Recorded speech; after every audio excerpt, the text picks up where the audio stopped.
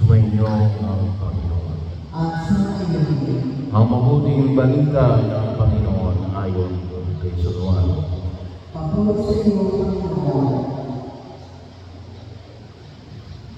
May isang Pariseo at pinuno ng mga Hudyo na nagngangalang Nicodemo.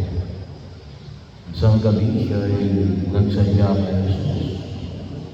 Rabbi, sabi niya, nalalaman po namin kayo isang mula sa Diyos.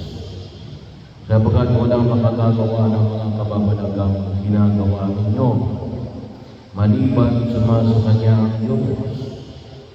Sumagot si Jesus, sinasabi ko sa inyo, maliban na ipanganak na muli ang isang tao, hindi siya pagkaharian ng Diyos.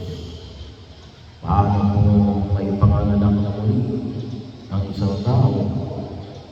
Kung matanda na siya, makapapasok pa ba siya sa tiyan ng kanyang ina para ipanganak muli?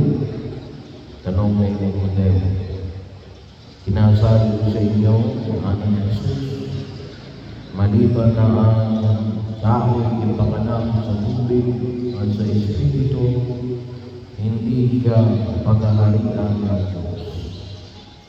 Ang ipinanganak sa laman ng laman at ang ipinanganak sa Espiritu ay Espiritu. Huwag kayong magtaka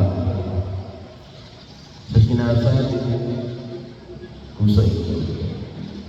Lahat ay kailangan ipanganak ng muli. Umiihi ang hangin kung saan ibig at naririnig ninyo ang ubo nito. Ngunit hindi ninyo alam kung saan ang bagay at kung saan ang panahon. Dahil hindi ang bawat ipinanganak sa Espiritu. Ang mabuting balita ng Panginoon. Pinupuri ka namin, Panginoon.